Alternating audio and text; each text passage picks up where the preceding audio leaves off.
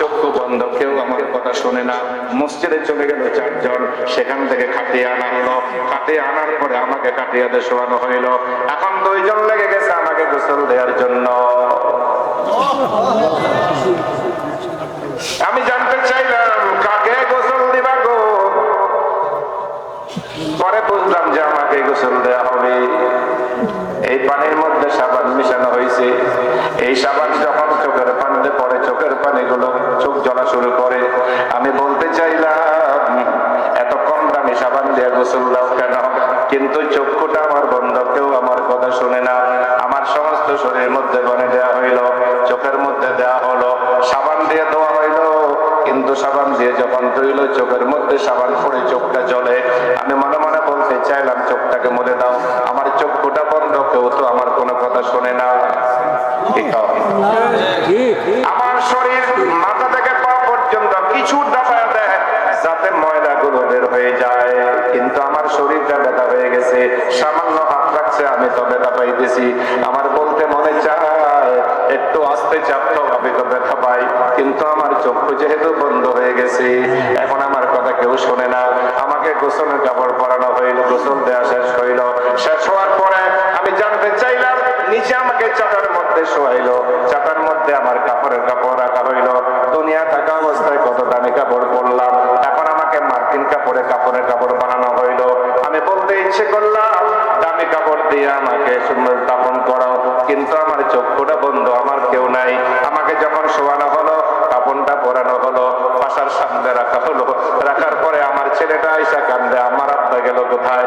আমার মেয়েটা কান্দে, আম্মা আমার আব্বা গেল কোথায়? আমার আহলিয়া কান্দে, আমার স্বামী গেল কোথায়? আব্বা কান্দে, আম্মা কান্দে, হায় হায় ছেলে। আল্লাহর কাছে কত দোয়া করলাম, আল্লাহ ছেলে পাঠাইলেন। মনে মনে আশা ছিল ছেলে আমার জানাজা পড়বে, সে আমাকে আগে দাফন করবে। আজকে দেখা যায় ছেলেকে আমি দাফন করছি। পৃথিবীর মধ্যে বাপের কাঁধে ছেলের জানাজা এর চেয়ে বড় চাপের পাহাড় মতো বোঝার কিচ্ছু নাই। এখন আমি সার দিচ্ছি না, ছেলেও আমার কথা শোনে না, মেয়েও শোনে না, বউ শোনে না, বাবা শোনে না, মেয়েও শোনে না। আমার জানাজার ব্যবস্থা করা হলো। আমার যেহেতু চোখ বন্ধ, জানাজার ব্যবস্থা করা হইল। জানাজা যখন আমার পড়াইলো, জানাজার পর বুঝতে পারলাম আমাকে কয়েকজনে খাটিয়ার উপরে, কাঁধের উপরে চড়াইলো। আমি বললাম বন্ধুরা কোথায় আমারে নিয়ে যাস? চারজন আমাকে কোথায় নিয়ে যাও? আমি বলতে পারি না যেহেতু আমার চোখ বন্ধ, কিন্তু মনে মনে আমার এই ভাবটা সৃষ্টি হইল আমাকে কবরস্থানে রাখা হয়। বন্ধুরা আমার জবাব দেন, কবরের পাড়ে রাখা হইল। কবরের পাড়ে রাখা হইল, রাখার পর কবরে মানুষ নামে কয়জন? তিনজন। কয়জন নামে? তিনজন নামে। দুইজনও চলে, তিনজন নামে। এই তিনজনের একজন হইল ছেলে, দুইজন হইল ভাই। এখন আমাকে জবাব দেন, এই কবর লাশটাকে যখন শোয়ানো হইল, আপনাদের দেশে কবর শোয়ায় কেমনে? চিৎ করে শোয়ায় না কাট করে শোয়ায়? কাট করে শোয়ায়। চিৎ করে শোয়া মাথাটা ভেঙে দেয়, এটা নিষেধ। পুরো শরীরটা কি থাকবে? তখন ক্যাবলামুখী হবে, মানে প্যান্টটা উপরে, মাথাটা এমনি ফিরে যেটা হবে না, গলার চেষ্টা। পুরাটা কি থাকবে? পুরা শরীরটা আমার কি থাকবে? ক্যাবলামুখী থাকবে। এখন বলেন, তিনজন নামছে, নামার পরে দুইজন ভাই শোয়াইছে, শোয়াবার পরে তিনটা পানি দেয় না? লাশের মধ্যে তিনটা পানি থাকে না? কইবেন কেমনে? জানে তো নাই। কেমনে যে মানুষের কাপড় করে, কেমনে যে কাপড় করে, যাইবেন না তো কখনো? কই যাইবেন? আপনি কানে কাপড়ে যাবেন না, আপনার কাপড়ের কেউ আসবে না, নদীতে বাসায় দিয়ে। আল্লাহ আপনাদেরকে বুঝার তৌফিক দান করেন, আপনাদেরকে হিফাজত করেন। আমার বন্ধুরা, মা বোনরা, মুরব্বী বাবারা জবাব দেন। তিনজন নামছে, দুইজন হলো ভাই, একজন হলো ছেলে। এখন বলেন তো দেখি, লাশ রাখা হইলো, এরপরে কি দেয়? মাছ। এরপরে কি দিবে? মাটি। তিনজন উঠে যাবে না? উঠে যাবে। এর তিনজনের মধ্যে একজন ছেলে, দুইজন হলো ভাই। একটু জবাব দেন, সর্বশেষ কে উঠে? ছেলে। কারণ ছেলে তো উঠতে চায় না, বাপরে শোয়াইছে সেখানে। এটা জবাব দিবেন কিভাবে? ছেলেকে সেরকম বানাইছে যে ছেলে কবরে নামবো? আজকে এই অসংখ্য জনতার কাছে প্রশ্ন রাখতে চাই, পুরুষ যখন মারা যায় গোসল দেখে অবলে তো করে না, দুই একজন জানেন তো কোনদিন পুরুষ মারা গেলে গোসল দেখে আস্তে কোন কেন জোরে কর এই পুরুষ কোন এখন জবাব দেন যে পুরুষ গোসল দেবে সেই পুরুষ কোন ইমাম সাহেব কেন মুয়াজ্জিন কেন মুয়াজ্জিন দিবে গোসল খাদেম দিবে কেন এখন কোন কে দিবে গোসল প্রশ্ন রাখলাম ছেলেরে শিখেছে বাইরে শিখেছে প্রশ্ন রাখলাম আপনাদের কাছে আমার মা বোনদের কাছে প্রশ্ন আপনারা জবাব দেন তারা তো জবাব দিতে পারবে না মহিলারা মারা গেলে গোসল দিবে কে আরে কথা না পুরুষে মহিলা গোসল দিবে মহিলা কই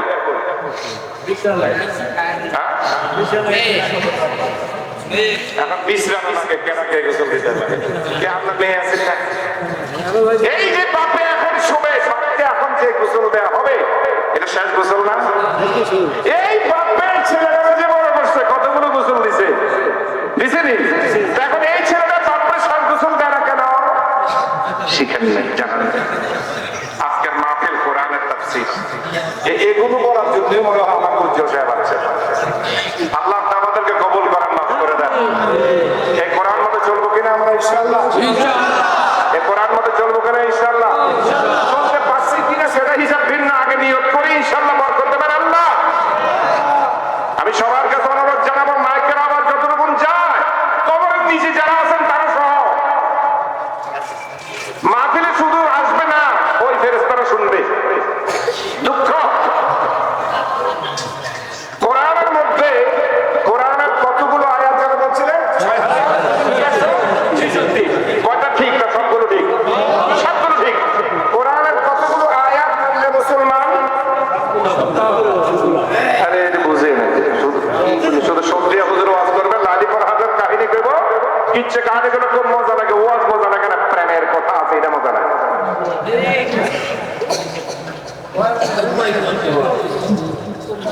আল্লাহ আমাদের সবাইকে কবুল করেন আমাদের সবাইকে মাফ করেন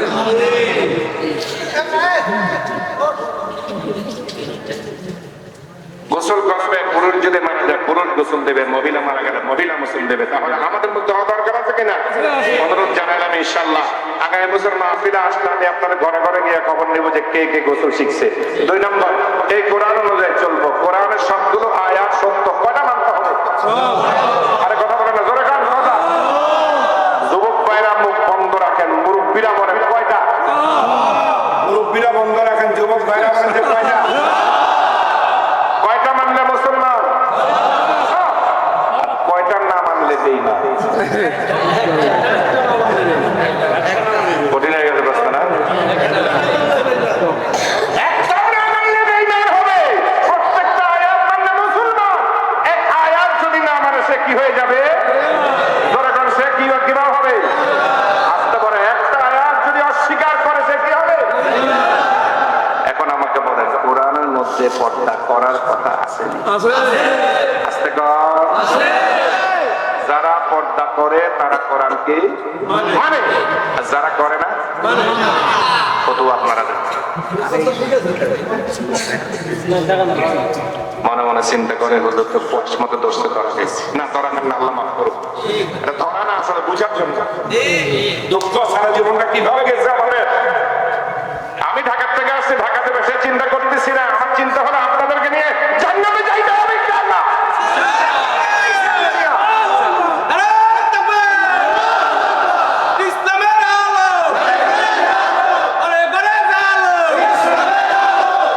একটু হিসাব করেন চোখের পানি রাখতে পারবেন না আপনি যেখানে কোরআনের একটা আয়াত না মানলে বেঈমান হয়ে যায় তাহলে কোরআনের পর্দা করার কথা আছে যারা পর্দা করে তারা হলো ঈমানদার যারা পর্দা না করে তারা কি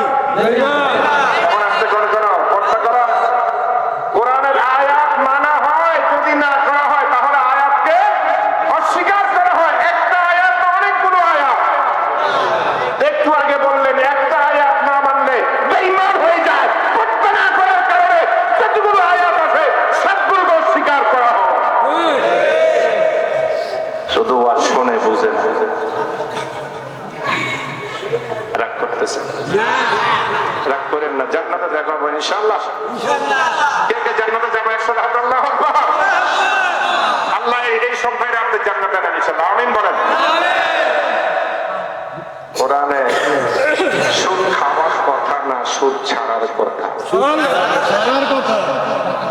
অনেকে বলে না কিন্তু ইচ্ছে করে বলতেছে খাবার কথা না ছাড়ার কথা। তাহলে যারা সুদ ছাড়ে খায় না তারা কোরআন মানে, আর যারা সুদ খায় তারা কোরআন ছাড়ে। একটু আগে বললাম এক আয়াত না মানলে বেঈমান হয়ে যায়। সুদ যারা খায় কোরআনের এক আয়াত তো স্বীকার করে না, একাধিক আয়াত তো স্বীকার করে। এক আয়াত তারা যদি বেঈমান হয় তাহলে অনেকগুলো আয়াত তো স্বীকার করলে কি মুত্তাকি হবে? আল্লাহ বোঝার তৌফিক দান করুন। কুকুরে পা তুললে পেশাব করে, রাগ করে না কিন্তু। কুকুরে কি তুললে পেশাব করে? পা তুললে পেশাব করে। জানতে চাইলাম কিও কুকুর পা তুললে পেশাব করো কেন? কুকুরে জবাব দেয় পেশাবের ছিটা গায়ে পড়ে। কত বড় মুত্তাকি বলেন না?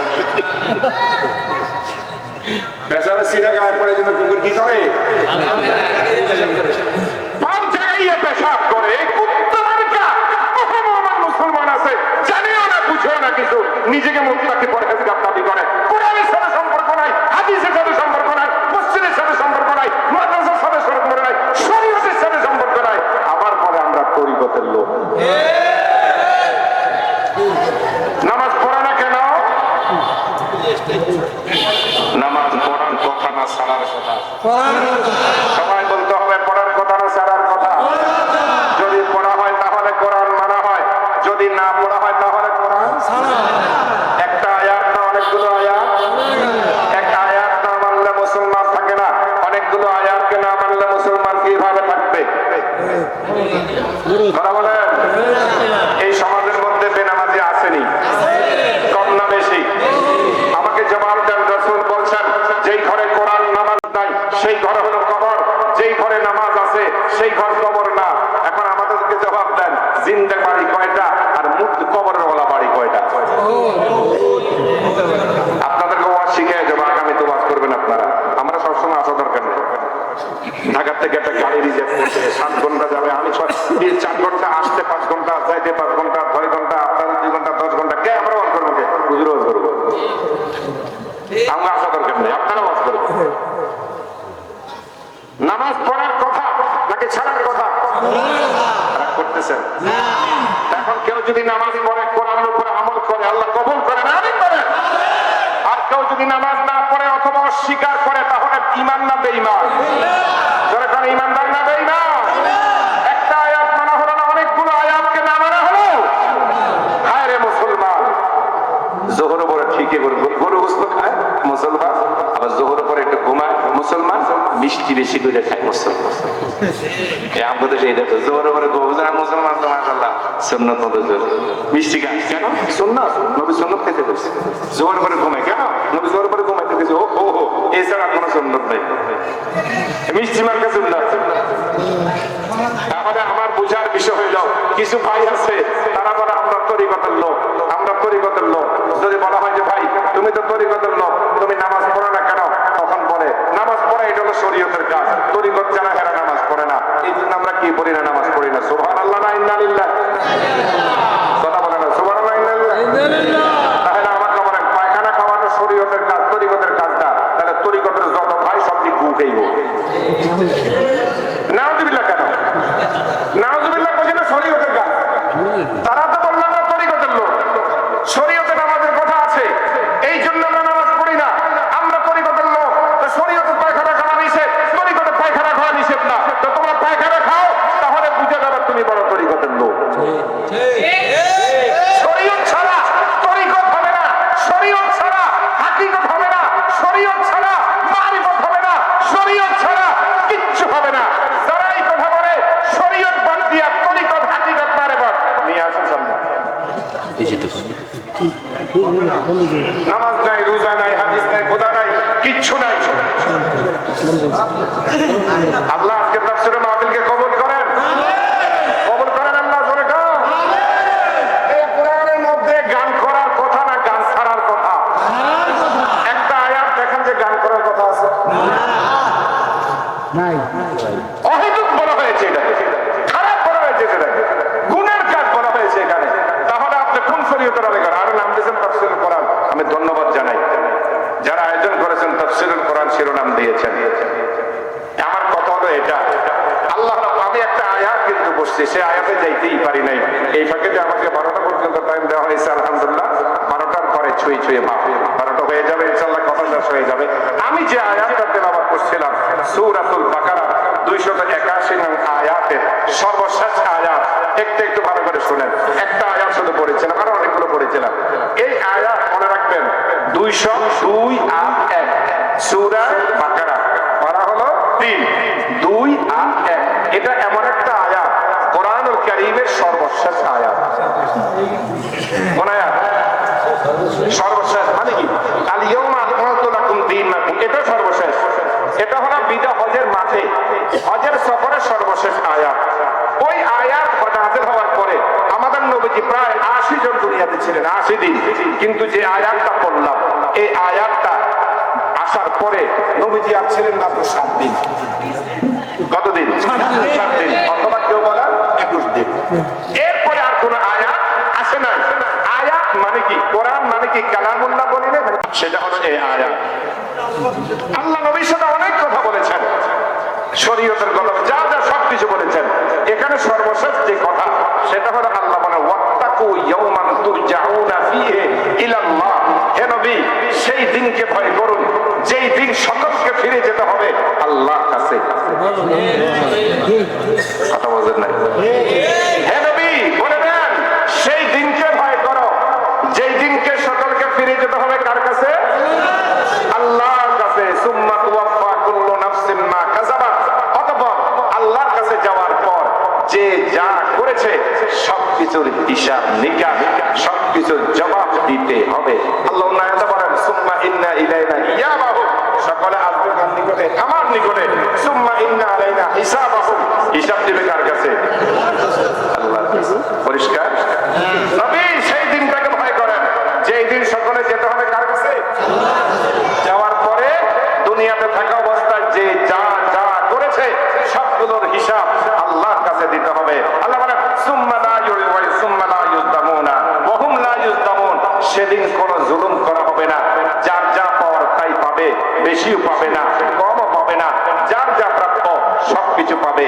বলেন তো দেখি, যে দিনটার কথা সর্বশেষ আল্লাহ নবীকে স্মরণ করে দেন, এটা কি দুনিয়ার দিন না আখিরাতের দিন?